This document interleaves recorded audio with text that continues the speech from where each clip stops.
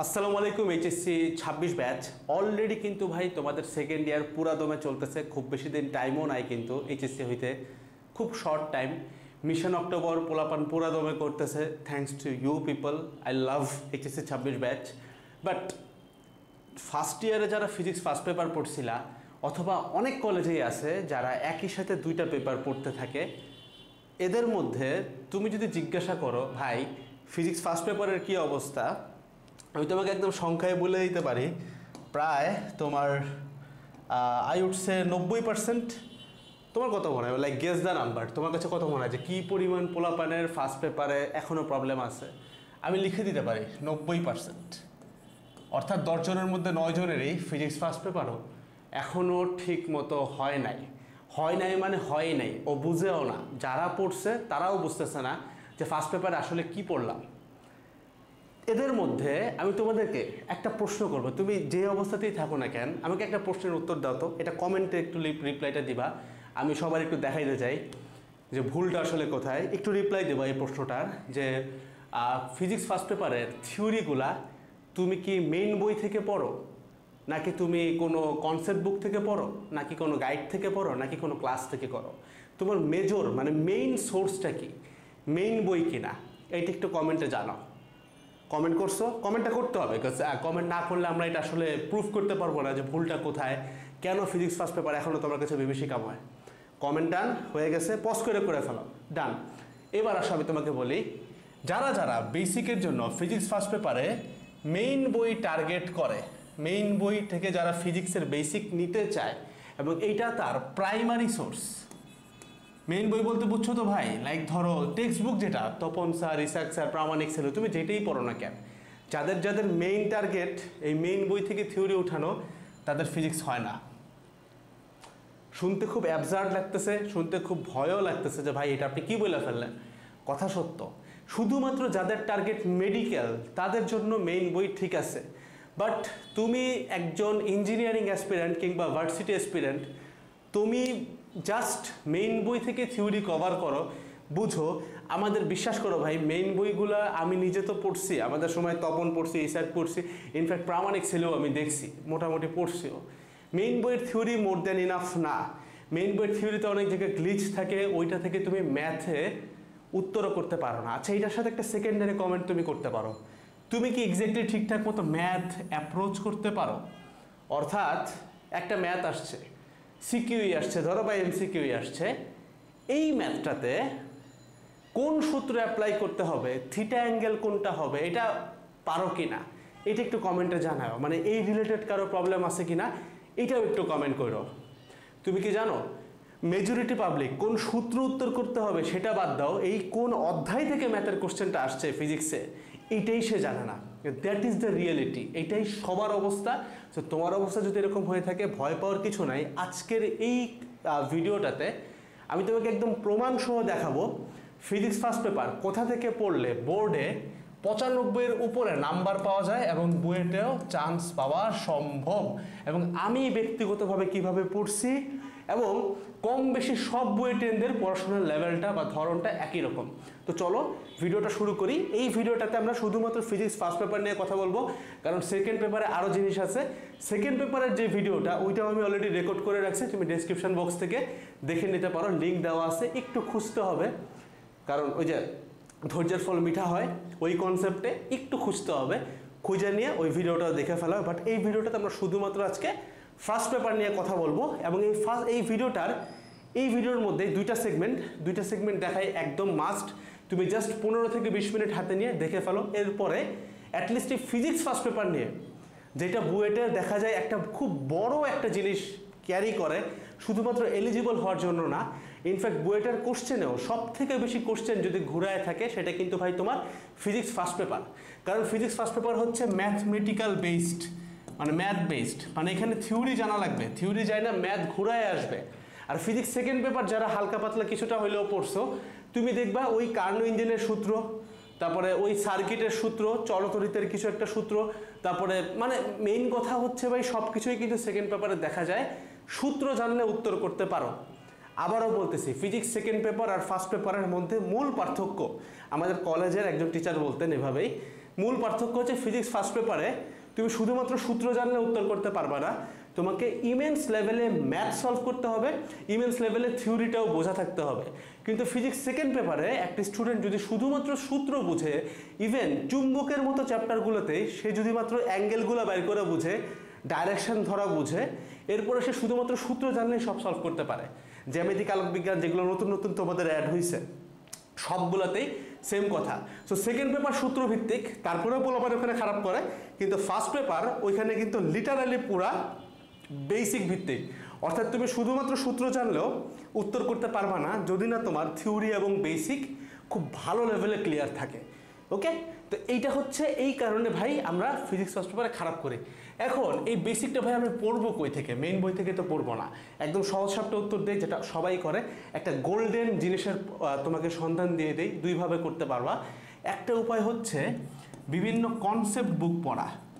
Concept বুক কই পাওয়া যায় ভাই? কনসেপ্ট বুক উদ্ভাসের আছে, কনসেপ্ট বুক এসিএস এর আছে, বিভিন্ন জায়গায় দেখবে এই ধরনের প্রিপারেশন বুক, কনসেপ্ট বুক। আমি জানি না কোন কোন প্ল্যাটফর্মের আছে, এসিএস এর আদৌ আছে কিনা, থাকলে পড়তে পারো, খারাপ হবে না। তবে আমাদের সময় থেকে শুরু করে, মানে অনেক আগের থেকে শুরু করে উদ্ভাসের কনসেপ্ট বুক জিনিসটা খুব জনপ্রিয়। আমি জাস্ট তোমাকে চ্যালেঞ্জ করে বলতে পারি, জাস্ট একটা সিঙ্গেল চ্যাপ্টার খুলো, ভেক্টর।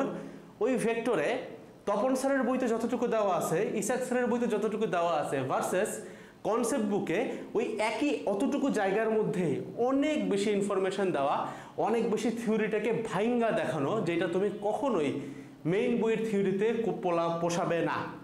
ঠিক আছে? তো এটা হচ্ছে একদম সহজ সাপটা উপায় যে কেমনে এই জিনিসটা পড়তে হয়। বিশ্বাস করো ভাই, তোমার ক্লাসে যে ছেলেটা প্রচণ্ড থিওরির একটা পিনিক দেখায় যে আমি এটা জানি, এটা এত অ্যাঙ্গেল ধরতে হবে, এখানে কস থিটা না, এখানে সাইন থিটা হবে, এই কারণে এটা ঘটে, অনুধাবনমূলক প্রশ্নের উত্তর জানে, এদের মেইন স্ট্রেংথ হচ্ছে এইটাই যে ওরা কনসেপ্ট বুক প্রচুর পড়ে। তোমার বিশ্বাস করতে কঠিন লাগতেছে, বাট স্টিল এটা সত্য।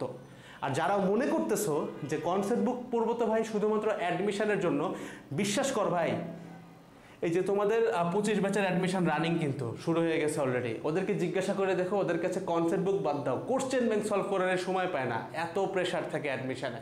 সো কনসেপ্ট বুক কিন্তু অ্যাডমিশন লেভেলে পড়ার জিনিসই না, এটা কিন্তু প্যারালালি পড়তে হয়। বুঝতে পারছো? সো এই মুহূর্তে তুমি যদি তোমার ফিজিক্সের বেসিক ভালো করতে চাও, কনসেপ্ট বুকের জুড়ি নেই, এটা পড়তে হবে ভাই। কনসেপ্ট বুক পড়তে কঠিন লাগে, আমি বই পড়া পাবলিক না, আমি ক্লাস করব। ক্লাস করলে তুমি বিভিন্ন প্ল্যাটফর্মে ক্লাস করতে পারো, এবং আমরা যেই তোমাদেরকে একটা ক্লাস দিয়ে দেই যেটাকে আমরা বলি ফাউন্ডেশন টপিক ওয়াইজ ক্লাস, এটা তোমাদের অনেক বেশি কাজে আসবে, যেহেতু তোমাদের এই মুহূর্তে দাঁড়ায় মেজরিটি দেখা গেছে অনেক পড়া বাকি। তো হয়তো লম্বা ক্লাস করলেও দিন শেষে আইদার তোমার গোছানো লাগবে যখন এই ফাউন্ডেশন টপিক ওয়াইজ ক্লাসগুলো তোমার লাগবে, অথবা এমনও হইতে পারে যে না ভাই আমি ডিরেক্টলি ফাউন্ডেশন টপিক ওয়াইজ ক্লাসই করে ফেলাও, অনেক শর্ট টাইমে তোমার গুছায় যাবে। এবং আই ক্যান অ্যাসিওর ইউ, এখান থেকে তোমার যে নোটটা বাইর হবে এটা তোমার বইয়ের থেকে অনেক বেশি ডেসক্রিপশনাল হবে, মানে অনেক বেশি ব্যাখ্যামূলক হবে। তুমি বুঝবা যে এই জিনিসটা কেন হইতেছে, এক্স্যাক্টলি বুঝবা, এবং তখন এই গ্লিচগুলা বুঝবা। যেমন তোমরা যারা শুধুমাত্র মেইন বইয়ের থিওরি পড়ছো, ব্যাংকিং কোণের যে থিটা অ্যাঙ্গেলটা, তোমরা সবাই 90% মানুষই মনে করে এই থিটা অ্যাঙ্গেলটা মনে হয় অনুভূমিকের সাথে কোণ, বাট ব্যাংকিং কোণের থিটা অ্যাঙ্গেলটা কিন্তু উলম্বের সাথে কোণ। সো এইগুলার জানার জন্য হইলে কিন্তু শুধুমাত্র বই পড়লে হবে না, তুমি একটা চিত্র এঁকে দেখলেই বুঝবা যে এই যে গাড়িটা থাকে না, তো গাড়িটার সাথে এই দিকে মানে লাইক এই দিকে যে অ্যাঙ্গেলটা যদি করো, এটা হচ্ছে অবিলম্ব প্রতিক্রিয়া ক্যাপিটাল আর, এই অ্যাঙ্গেলটাকে থিটা বলে, এটাও থিটা হয়। ঠিক আছে? এই থিটাটা কার? এই থিটাটা হচ্ছে রাস্তার অনুভূমিকের সাথে থিটা। ঠিক আছে? কিন্তু যখন গাড়ির সাথে কথা হচ্ছে তুমি দেখো গাড়ির কিন্তু এটা ভাই উলম্বের সাথে করা অ্যাঙ্গেল। চিত্রটা খুব ছোট করে রাখছি, ক্লাসে খুব সুন্দর করে দেখানো হয়, এগুলা একদম সময় নিয়ে কোনো রকম একটা বোঝাইলাম। তো বেসিক্যালি এই যে ছোট ছোট বেসিকগুলা, অথবা মনে করো প্রাস, তোমরা এখন প্রাস পড়তেছো, মানে এখন পড়তেছো না, প্রাস পড়ে আসছো, তাই না? তো প্রাসের ক্ষেত্রে যখন তোমাকে বলে যে বিচরণ পথ বাইর করো, মানে থিটা বাইর করো, তুমি কি জানো একই আনুভূমিক পাল্লার জন্য দুইটা থিটা পাওয়া যায় এবং দুইটা পরস্পরের পূরক কোণ হয়? তুমি হয়তো জানো, কিন্তু বইতে জিনিসটা এতটাই মানে কম গুরুত্ব দিয়ে লেখা যে বুয়েটে এরকম কোশ্চেন মাঝে মাঝে আসে। ইনফ্যাক্ট এইচএসসিতেও এখনকার স্ট্যান্ডার্ড অনুযায়ী আসবে এটা, যে তুমি এটার বিচরণ পথ বাইর করো, তো তুমি যদি শুধুমাত্র থিটা বাইর করে দাও এবং ওইটার পূরক কোণটা অ্যাড না করো, তোমাকে কিন্তু অর্ধেক নাম্বার দিবে। তো এই কারণে ভাই শুধুমাত্র মেইন বই বেসড পড়াশোনা করা যাবে না। ইনফ্যাক্ট কেউ যদি বলে ভাই আমি মেইন বই রিডিংই পড়বো না, নো ওয়ারিজ, অনুধাবনমূলক প্রশ্নের জন্য টেস্ট পেপারই পড়তে পারবা, এটা পরীক্ষার আগেও কভার করে ফেলতে পারবা, ঠিক আছে? তো মেইন বই থেকে থিওরি পড়া বাদ দাও, এটা জাস্ট আমি তোমাকে বড় ভাই হিসেবে বলতেছি। ফিজিক্সের ক্ষেত্রে কেমিস্ট্রি কিন্তু পুরো উল্টা, কেমিস্ট্রিতে হাজারি স্যারের বই না পড়লে হবেই না, ওইটা আলাদা হিসাব। কিন্তু আমি আজকে কথা বলতেছি ফিজিক্স ফার্স্ট পেপার নিয়ে, ঠিক আছে? ম্যাথ ফার্স্ট পেপারের ক্ষেত্রেও কিন্তু মেইন বই মাস্ট, বাট ফিজিক্সের ক্ষেত্রে ঘটনা এটা। সেকেন্ডে আসো, আচ্ছা এটা তো ক্লিয়ার তাই না, যে তুমি ক্লাসও করতে পারো অথবা তুমি নিজে নিজেও পড়তে পারো। নিজে নিজে পড়া বলতে যে কনসেপ্ট বুক থেকে পড়তে পারো। ম্যাথ কই থেকে করব? ম্যাথ করার একটা সুন্দর লাইন আমরা প্রচলিতভাবে জানি যে ভাই যত পারো তত ম্যাথ সলভ করো। এই ক্ষেত্রে একটা খুব বড় সমস্যা দেখা যায়। সমস্যাটা কি? আমরা যেটা করি, আমরা তপন স্যারের অনুশীলনের ম্যাথ করি, একটু বুঝতে হবে সবগুলোই ঠিক আছে, কোনো সমস্যা নেই, সব করো তোমারই ভালো হবে, কোনো সমস্যা নেই। বলতেছে সমস্যা কই? তপন করছো, ইসাক করছো, প্রামাণিক করছো, সেলু করছো, দেন আবার আরেকটা জিনিস কিনছো, সেটা হচ্ছে গাণিতিক পদার্থ, গাণিতিক পদার্থের ম্যাথ করতেছো, দেন তুমি একটা গাইড পড়তেছো, গাইডের ম্যাথ করতেছো, তারপরে তুমি কোশ্চেন ব্যাংকের ম্যাথ করতেছো, তারপরে তুমি কনসেপ্ট বুকের ম্যাথ করতেছো। এরকম অনেক ম্যাথ আমরা সলভ করি। কথা হচ্ছে হ্যাঁ, যত ম্যাথ সলভ করবা তত ভালো, কিন্তু এখানে ছোট্ট একটা লাইন আছে, তোমাকে সিকোয়েন্স মেনটেন করতে হবে। কেন? কারণ ইন্টার লাইফের সময় এত কম যে তুমি চাইলেই এত কিছু ভাই কভার করে আসতে পারবা না ভাই, এটা সম্ভবই না। তুমি চাইলেই এত কিছু কভার করতে পারবা না, ইম্পসিবল। সো তোমাকে যেটা করতে হবে, আগে ফরজটা শেষ করতে হবে।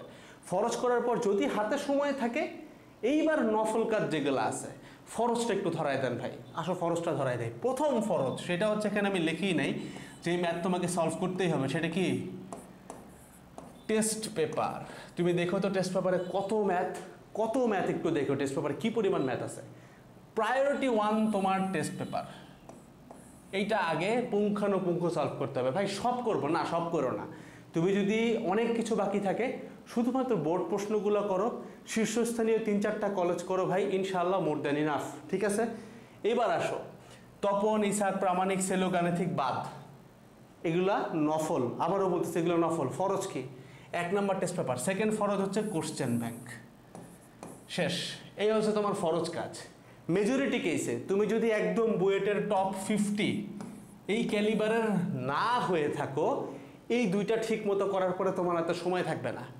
অ্যান্ড যারা বলবা যে ভাই একাডেমিক লাইফে কোশ্চেন ব্যাংক সলভ করাটা ঠিক হবে কিনা, ভাই অনেক স্টুডেন্টই তোমাদের সাথে এখন কোশ্চেন ব্যাংক সলভ করতেছে যারা একাডেমিক অ্যাডমিশনে আছে, ঠিক আছে? সেপ্টেম্বর থেকে কোশ্চেন ব্যাংক সলভিং শুরু কিন্তু আমাদের পুরা দমে। সেটা সবাই করে, কেউ মুখে বলে না। সো কোশ্চেন ব্যাংক তোমাকে সলভ করতেই হবে।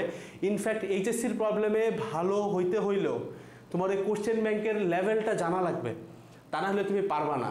কারণ যে ছেলেটা কোশ্চেন ব্যাংক সলভ করে নাই, ও জানেই না যে বিচরণ পথ বললে থিটা এবং পুরক্ষণ দুইটাই দেওয়া লাগে প্রাসের ক্ষেত্রে, এটা জানেই না।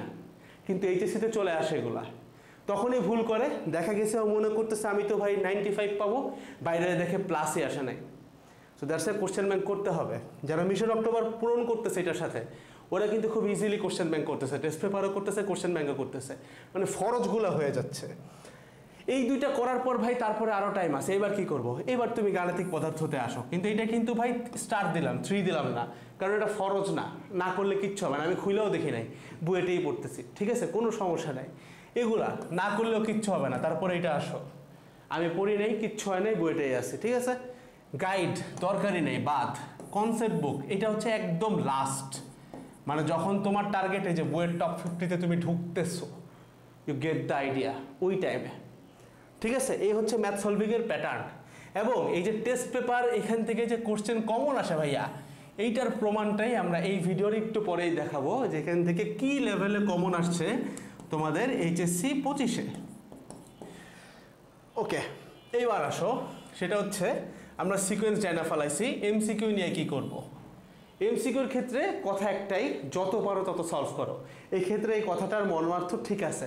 তুমি গাণিতিক পদার্থের এমসিকিউ সলভ করবা, তুমি টেস্ট পেপারের সলভ করবা, তুমি তপন, প্রামাণিক, সেলো করবা, তুমি কনসেপ্ট বুক করবা, ভাই যত এমসিকিউ আছে তত সলভ করো, কোনো সমস্যা নাই। এমসিকিউ এর ক্ষেত্রে কোনো না নাই, কারণ এমসিকিউ ক্র্যাক করার একটা সহজ উপায়, সেটা হচ্ছে ভাই প্র্যাকটিস।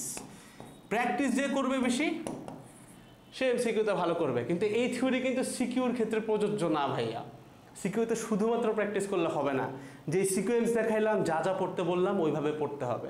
বাট এমসিকিউর ক্ষেত্রে practice is more than enough. গেল, এবার আসো ভাই অ্যাপ্রোচই তো করতে পারি না। আচ্ছা, এই অ্যাপ্রোচ করতে পারো না কেন? আমি প্রশ্নটা একটু ভালো মতো ধরাই দেই, যারা ধরতে পারবে তারা বুঝবে, তারা কমেন্টে উত্তর দিও। অ্যাপ্রোচ করতে না পারার কারণ কি? মনে করো তোমাকে একটা প্রশ্ন দিছে, একটা নৌকা আছে, নৌকার উপরে দুইটা লোক দাঁড়ায় আছে, একটা ফুটবল আছে, ফুটবলে একজন লাথি মারলো, লাথি মারার পরে যেই লোকটা দাঁড়ানো ছিল ওই লোকটার পশ্চাৎ বেগ বাইর করতে বলছে, এবং নৌকাটারও মনে করো পশ্চাৎ বেগ বাইর করতে বলছে।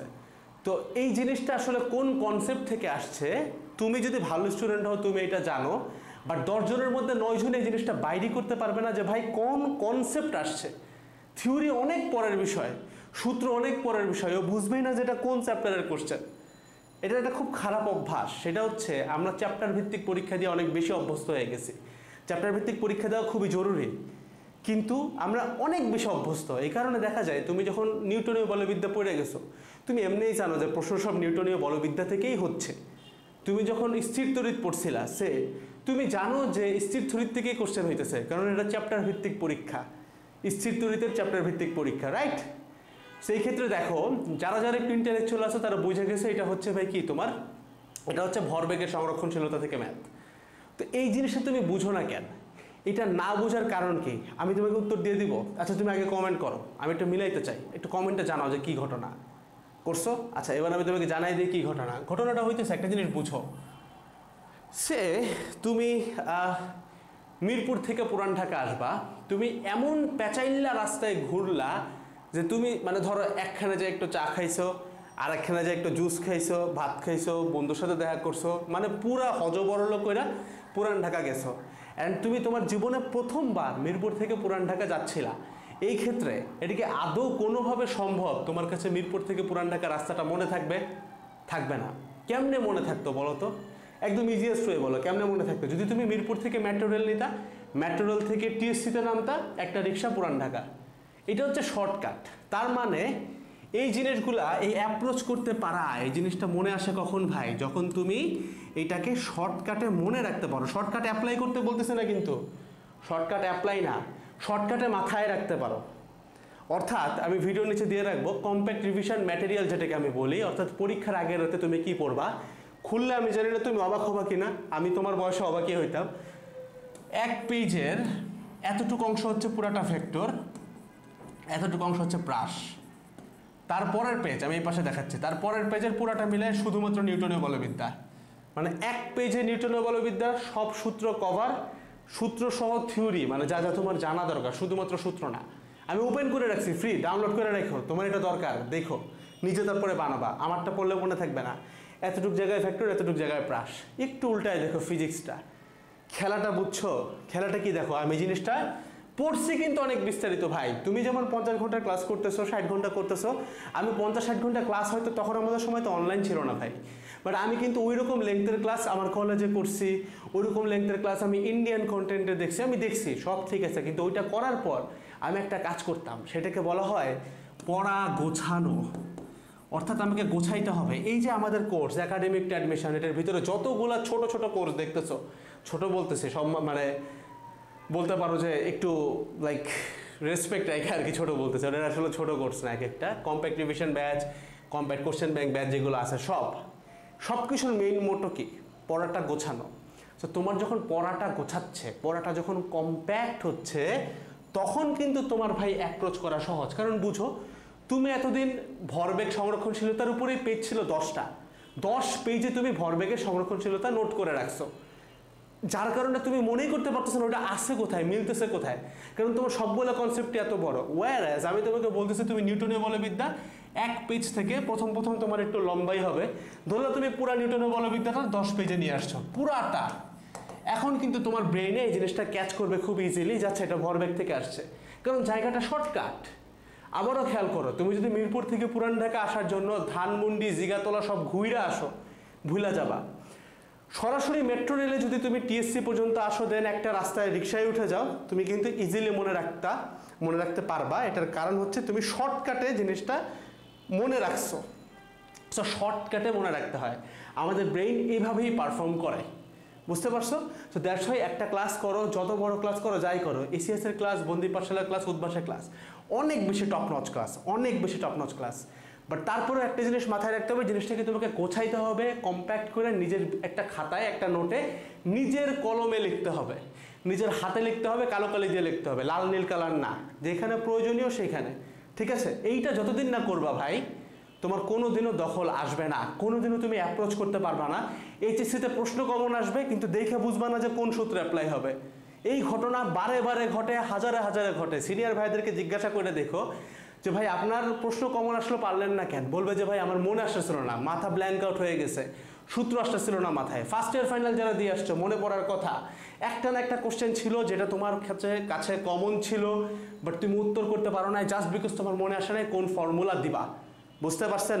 এই কারণে পড়াটা গুছাইতে হবে, এই কারণে পড়াটা কম্প্যাক্ট করতে হবে। এইবার আসো যে ভাই ভালো কথা, আপনি এতবার কম্প্যাক্ট বললেন, তো আমাদের তো যে কম্প্যাক্ট রিভিশন ব্যাচ, এটার আর্কাইভ লাইভ সব কিছুই কিন্তু একাডেমিক অ্যাডমিশনে পাওয়া যায়। এগুলো আমাদের সবগুলো 3টা ছোটো ছোটো কোর্স, সবগুলোর ক্ষেত্রে প্রযোজ্য। একাডেমিক অ্যাডমিশন মানে পুরা প্ল্যাটফর্মের সকল পুরাতন সকল নতুন কোর্সের লাইফ টাইম অ্যাক্সেস, কোনো এক্সট্রা টাকা দিতে হবে না। ঠিক আছে? এই আর কি। তো আমি তোমাকে যেটা বললাম, আচ্ছা আমি যে তোমাকে ম্যাথ সলভিংয়ের একটা মেথড বললাম, এখান থেকে যে কমন আসে, আসলে আমরা একটা প্রমাণ দেখি। এইটা আমরা যেটা করতেছি সেটা হচ্ছে এইচএসসি 25 যে বোর্ড পরীক্ষাটা হয়েছে, আমরা এটার সিকিউটার কমন দেখে ফেলাই একটু শর্ট করে। ঠিক আছে? First paper physics. তো এখানে ঘটনা কি ঘটছে? ঘটনা হচ্ছে এই পাশে কোশ্চেন থাকবে, এই পাশে আমাদের ক্লাস থেকে স্ক্রিনশট থাকবে। ক্লাস থেকে স্ক্রিনশট নিয়েছি কারণ এটা আমার নিজস্ব কন্টেন্ট, টেস্ট পেপারের স্ক্রিনশট নেই কারণ, আর টেস্ট পেপার কিংবা বিভিন্ন বইয়ের স্ক্রিনশট নেই দুইটা কারণে। এক হচ্ছে এমনিই অগোছালো, আরও বেশি অগোছালো হয়ে যেত, আর 2 হইতেছে ওইটা আমার নিজের কন্টেন্ট না, কিন্তু এগুলো আমি নিজে পড়াইছি। ঠিক আছে? এবং বুঝতে হবে কম্প্যাক্ট রিভিশন ব্যাচ মানে সিআরবি, এটার ডিউরেশন কিন্তু 1 ঘন্টা করে থাকে মাত্র। একাডেমিক অ্যাডমিশনে যারা আসো ভাই, এই আর্কাইভ যদি ভাই তুমি না দেখে থাকো এখনো, বিশাল বড় পাপ করছো। একটু দেখে এসো যে ক্লাসগুলো কী ছিল। আমি নিজে দ্বারায় 1 ঘন্টায় একটা চ্যাপ্টার গুছাই দিছি। একটু আগে বলতেছিলাম না যে টেস্ট পেপারে প্রচুর কোশ্চেন, তুমি দেখো তো নিউটনের বলবিদ্যায় টেস্ট পেপারে কোশ্চেন আছে 120টার কাছাকাছি। আমি নিউটনের বলবিদ্যায় কোশ্চেন সলভ করে দিছি 15টা মাত্র, এবং আমি বলছি 15টার বাইরে একটাও লাগবে না, একটাও লাগে নাই।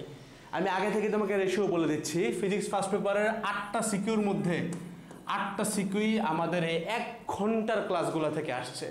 এক চ্যাপ্টার 1 ঘন্টা। তোমার কাছে মনে হতে পারে ভাই এটা 1 ঘন্টার ক্লাস, বাট খেলাটা বুঝো, এক চ্যাপ্টারে তুমি ক্লাস ডিউরেশন দেখছো 1 ঘন্টা, বাট ওটার পিছনে আমাদের একটা চ্যাপ্টারে 1.5 দিন থেকে 2 দিন, কিছু কিছু ক্ষেত্রে 1 দিন, কিছু কিছু ক্ষেত্রে 2 দিন পর্যন্ত আমার সময় দিতে হয়েছে। তো এই জিনিসটা ক্যালকুলেট করে বুঝতে হবে। এইটা আউটপুটটা আমি খুব ছোট রাখছি যেন তুমি ধুমধাম করে পরীক্ষার আগে রিভাইজটা দিয়ে ফেলতে পারো, কিন্তু এটার ভিতরে ইনপুট কিন্তু আমার অনেক বেশি ভাই। এই কারণে আল্লাহ আমাকে এরকম অ্যাবসার্ড একটা রেজাল্ট দিছে, তোমাদেরকে দিছে 25 ব্যাচকে। তাদের রিভিউগুলো দেখো, বুঝে যাবে, আমাদের নিচে রিভিউ দেওয়া থাকবে। কোশ্চেনটা কি আসছে? ভেক্টর থেকে সরণ ভেক্টর বের করতে বলছে, আর একটা হচ্ছে কৃতকাজ বলের পক্ষে কিনা।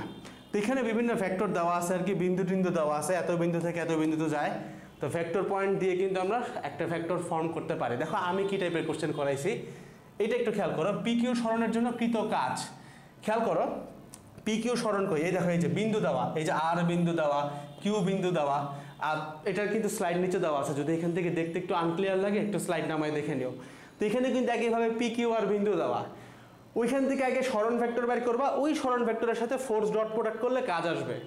আমি কিন্তু কাজ পর্যন্ত বের করে দিছি, এখানে জাস্ট বলছে সরণ ভেক্টরটা বের করতে। তো এখানে সরণ ভেক্টর বের করে দেন কাজ বের করতে হবে। সো আমি অবভিয়াসলি সলভের মধ্যে আগে সরণ ভেক্টরও বের করে দেখাইছি। অ্যান্ড দেখো সেকেন্ড কোশ্চেন যেটা, ওইটা কিন্তু এখানে চলেই আসছে যে কৃতকাজ বের করে দেখাও। তো আমরা কিন্তু এই গড় মধ্যেই 2টা সলভ করে ফেলাইছি, বুঝছো? তারপরে তুমি আরো পাবা, এখানে আরো বিস্তারিত আছে গতিশক্তির পরিবর্তন, যেটা আসে নাই, বাট দেন এগেইন বুঝতে পারছো। আরো একটা ম্যাথ তুমি দেখো, অনেকে আছে যে ধরো এরকম একটা ভেক্টর দেওয়া আছে, এইদিকে হচ্ছে তোমার ধরো 10 নিউটন, এটা মান দেওয়া, এখানে একটা অ্যাঙ্গেল দেওয়া 30 ডিগ্রি। তো এইটার ভেক্টর ফরম্যাট আমরা নিতে পারি না অনেকে। তো এই ভেক্টর ফরম্যাটটাও কিন্তু আমি খুব সুন্দর মতো করে ম্যাথ দিয়ে দেখাই দিছি। এবং এই ধরনের ভেক্টর থাকলে এদিকে F1 F2 এগুলো লব্ধি বের করে কেমনে, ওই লব্ধিগুলো পরস্পর লম্ব হয় কেমনে, বেসিকলি একটা ডায়াগ্রাম থেকে ভেক্টর ফরম্যাট বের করা, একটা বিন্দু থেকে ভেক্টর ফরম্যাট বের করা। ক্লাসটা তুমি দেখে আসো, আমি ক্লাসে কতবার করে বলছি, এখান থেকে কিন্তু কোশ্চেন আসবে। একটা কোশ্চেন আসছে ভেক্টর থেকে, চলে আসছে। এবার আসো নেক্সটে। আচ্ছা এই সেম রেশিও কিন্তু বাকি বোর্ডগুলোর ক্ষেত্রেও একদম একই রকম প্রযোজ্য।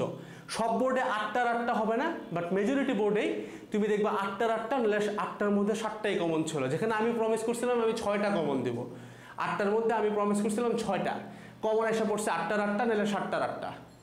খেলা বুঝো তাহলে। এবার আসো ঘূর্ণনত বস্তুর কেন্দ্রমুখী বল, তারপরে কি বলছে ঘূর্ণনত বস্তুর সর্বনিম্ন অবস্থানে সুতার টান, মানে সুতার টানের ম্যাথ। তুমি একটু খেয়াল করে দেখো, সুতার টান নিয়ে আমাদের মেইন বইতে সাধারণত আনুভূমিকভাবে ঘোরানোটাকে বোঝানো হয়, উলম্বভাবে ঘোরানোটা কিন্তু আমরা পড়ি না।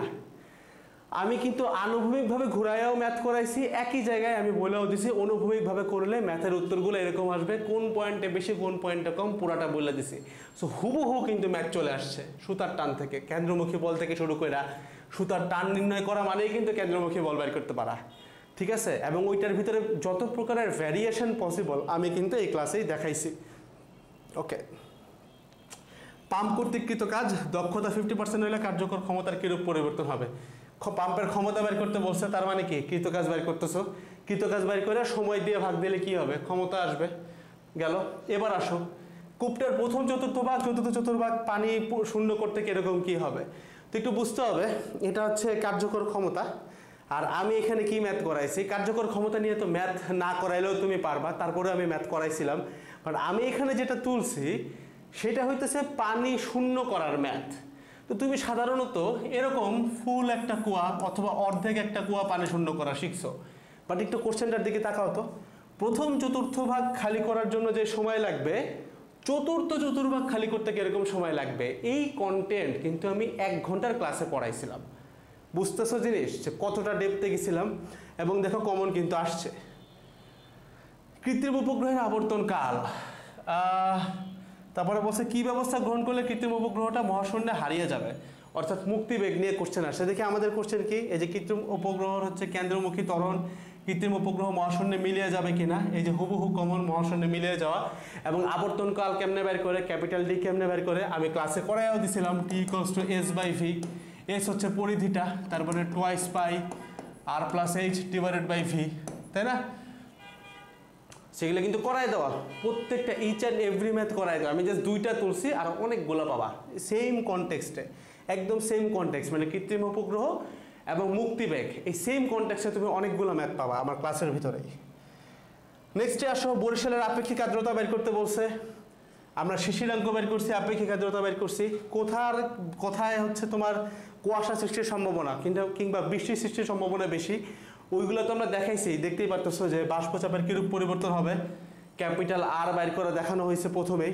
দেন নেক্সটে যে একটা কাজ করছি যেখান থেকে প্রতিবার কোশ্চেন আসে, এটা ঢাকা বোর্ডে আসে নাই বাট অন্য বোর্ডগুলোতে আসছে, যারা দেখছো তারা মিলাই নিও।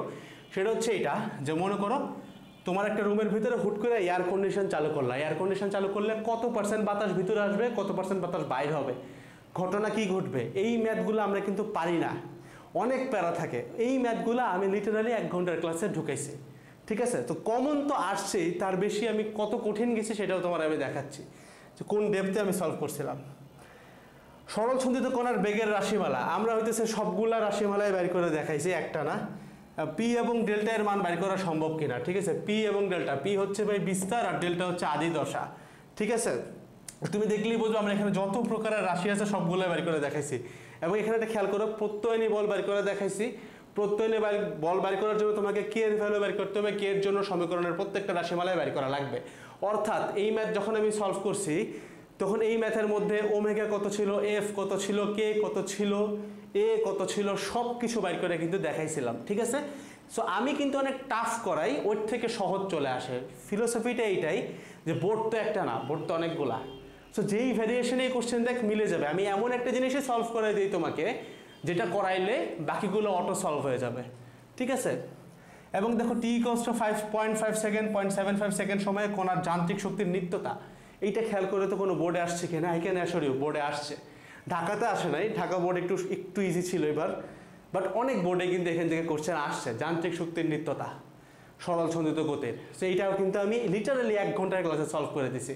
তো শুধুমাত্র কমন না ভাই, আমি কিন্তু এক্সট্রা জিনিসপত্র দেখাই দিছি 1 ঘন্টার কন্টেন্টে।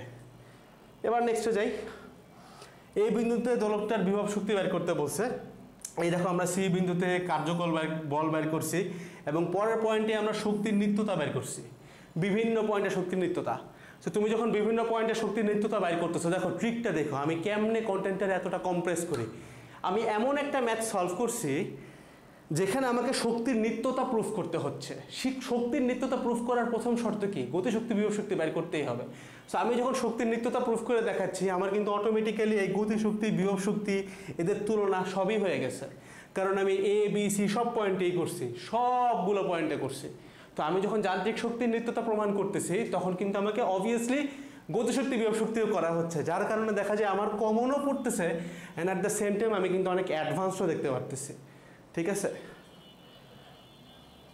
এবার পর্বতের উচ্চতা বের করতে বলছে। এই যে পাহাড়ের উচ্চতা, উদ্দীপক অনুসারে পর্বত আরোহী কি ব্যবস্থা গ্রহণ করছে? বেসিক্যালি হয়েছে গিয়ে কি, সে পর্বতের উপরে উঠলে তার দোলকটার টাইম একটু হেরফের হয়ে যায়, তখন সে কি ব্যবস্থা গ্রহণ করছে। তো এইখানে দেখো এই যে করাই দিচ্ছি, পাহাড়ের চূড়ায় দোলকটার দোলনকাল অপরিবর্তিত রাখতে কি ব্যবস্থা নিতে হবে, আমাদের কোর্সেরই ক্লাস কিন্তু। সো আমি কিন্তু এখানে একই জিনিস সলভ করে দিচ্ছি, একদম হুবহু কমন, এবং এর থেকে একটু ডিটেইলও গেছি ভাই, আর একটু ডিটেইলিং আছে, বাট আমি এখানে এটা তুলি নাই, দরকার নাই, কারণ একদমই যেটা পড়াইছে ওইটাই। এর থেকে আরও ডিটেল গেছি আমরা বেসিকলি। আচ্ছা, এ বিন্দুতে বিভবের মান কত? এটা কি আসছে? বিন্দুতে প্রবলেম মান। আচ্ছা, এটাই তো হচ্ছে আমাদের মহাকর্ষ থেকে, রাইট? তাহলে এ বিন্দুতে বলছে বিভবের মান বের করতে। তুমি একটু খেয়াল করে দেখো, এখানে একটা কোশ্চেন আছে, 2 কেজি 3 কেজি 5 কেজি তিনটা কণাকে এক এক করে এত বাহু বিশিষ্ট একটা সমবাহু ত্রিভুজের শীর্ষে বসাইতে কৃত কাজ কত? একটু খেয়াল করলে দেখবো আমি কোশ্চেনের ক্যাটাগরি কি করছি। এখানে বলছে বিভব বাইর করতে। যাদের হালকা একটু বেসিক আছে, অনেকের এটা নাই, যাদের আছে তারা এটা জানো যে আমি যখন একটা বস্তুকে এখানে আনবো, দেন আবার আরেকটাকে এখানে আনবো, আবার একটাকে এখানে আনবো, প্রত্যেকবার কিন্তু আমার বিভিন্ন পয়েন্টের বিভব বাইর করাই লাগবে। সো আমি কিন্তু জাস্ট বিভব না বাইর করে ডিরেক্টলি কাজ দেখাই দিছি, কৃত কাজ দেখাই দিলে অটোমেটিক্যালি বিভব বাইর করে আসা লাগবে। এ এবং ডি বিন্দুর প্রাবল্যের মানের তুলনা, ওই একই জিনিস আর কি। আমি এটা করছি, আরও সামনে আরও তুমি স্লাইড পাবা। আচ্ছা, এটা দেখো, মানে প্রাবল্যের মানের যে তুলনা, আমি ওইটা জাস্ট স্ক্রিনশট তুলি নাই, এরকম অজস্র আছে, যে তোমার সেকেন্ড পেপারে গেলেও দেখবা এই সেম কন্টেন্ট থেকে কোশ্চেন আসছে। এবং এ আর ডি বিন্দুর প্রাবল্যের তুলনা, এটা নিয়ে ম্যাথ একটা না, ম্যাথ 4-5টা করাইছি, জাস্ট স্ক্রিনশট হয়তো তোলা হয় নাই বা ডিলিট করে গেছে। ঠিক আছে, বা আমি যখন স্লাইড দিচ্ছি নিচে, ওইটা আমি আপডেট করে দেবো না, দেখে নিও। ঠিক আছে, সি তো দেখাইলাম, ডিও আছে, জাস্ট হয়তো এটার নিচে চলে গেছে বা ডিলিট হয়ে গেছে, অথবা এই ছবির নিচে আছে আর কি। এগুলো তো আমি করি নাই, দুমদাম করে কে বসিয়ে দিছে। 30 মিনিট পরে ট্রাকের বেগ মান বার করতে বলছে। ঘটনা কি? ঘটনা হচ্ছে এখানে এত কেজি পার সেকেন্ড হারে ছিদ্রপথে বালু পড়ে যায়। খেয়াল করে দেখি, এই যে ট্রাক হতে প্রতি সেকেন্ডে 200 গ্রাম বালু ছিদ্রপথে পড়ে যায়, একদম হুবহু সেম কোশ্চেন। এবং 30 মিনিট পরে ট্রাকের বেগ, 15 মিনিট পরে ট্রাকের বেগ সেম ভাই। ট্রাকটিকে থামানোর জন্য প্রয়োজনীয় বল, ট্রাক থেকে থামানোর জন্য প্রয়োজনীয় বল, আর কি চাও ভাই? সো এই হইতেছে আমাদের কমন দেওয়ার লেভেল ভাই। এটা সেকেন্ড পেপার, আজকে সেকেন্ড পেপার আমরা যাব না। তো বেসিক্যালি এই ছিল আমাদের কমন দেওয়ার লেভেল। তার মানে এতক্ষণ পর্যন্ত যারা ভিডিওটা দেখে আসছো, আমি তোমাকে সাধুবাদ জানাই, because you have figured out কীভাবে ফিজিক্স ফার্স্ট পেপারে আমরা 95+ পাইতে পারি। সিকিউ 8টার মধ্যে 8টা কমন ভাই, আর কি চাও? সো এখানে কিন্তু কয়েকটা এক্সট্রা বোর্ডও ছিল, তুমি দেখছো আমি কিন্তু 8টা স্লাইড দেখে নেই, প্রায় 12-13টার মতো দেখছি আই গেস পিছনে, তাই না? বেশ কয়েকটা আমি অ্যাড করছিলাম আবার নিচে থেকে আবার। তো যা যা দেখাইছি তা তোমাকে করতে হবে, এবং প্রমাণ দেখানোর উদ্দেশ্য ছিল so that you get confident যে এখান থেকে কিন্তু কমন আসে। সো ফিজিক্স ফার্স্ট পেপার নিয়ে যারা ভাই এত টেনশনে ছিল, টেনশন ইনশাল্লাহ শেষ। এখন নিজের সর্বোচ্চটা দিয়ে রেগুলার পড়াশোনার পাশাপাশি ফিজিক্স ফার্স্ট পেপারটাও কভার আপ করে ফেলাও। যাদের সব কিছু করতে খুব প্যারা হয়, যারা একদম শুরু থেকে স্টার্ট করতে চাও, আমাদের মিশন অক্টোবর, মানে যেখানে আমরা মোটামুটি 90 ডেইসে সিলেবাস শেষ করতেছি, সেই প্রোগ্রামটা ফ্রিতে ফলো করতে পারো। ডেসক্রিপশন বক্সে রুটিনের লিঙ্ক দেওয়া আছে, রুটিন নামে জাস্ট ফলো করো, যেখান থেকে পড়ার পড়ো। I suggest and I would bet যে তুমি ইনশাল্লাহ সিলেবাস তোমার ফুলটাই শেষ হবে। এবং এই যে সিলেবাস শেষ হয় না, এই ফিজিক্স পারি না, এই পারি না, এই টেনশন তো চলে যাবেই। ইনশাল্লাহ বুয়েটে একটা তুমি লিটারালি চান্স পাওয়া বা একদম মোটামুটি টপ লেভেলে চলে যাওয়ার মতো একটা অবস্থা ঘটায় ফেলতে পারবা, just if you can dedicate yourself for 90 days, কিচ্ছু না, ডেইলি জাস্ট 2 থেকে 3 ঘন্টা এক্সট্রা বাইর করো। আমি জানি তোমার হাতে সময় আছে, আমি জানি তুমি মোবাইল চালাও, আমি জানি তুমি অনেক আলতু ফালতু কাজ করো, ওইগুলোকে ইগনোর করো, জাস্ট নিজেকে একটু সময় দাও, জাস্ট আগামী 3টা মাস, দ্যাটস ইট। আসসালামু আলাইকুম সবাইকে। যারা 3 মাস পাবো না 2.5 মাস দাও, সমস্যা কি, 2 মাস দেবো 2 মাস দাও, যত গুড় তত মিষ্টি ভাই। আসসালামু আলাইকুম সবাইকে, টাটা।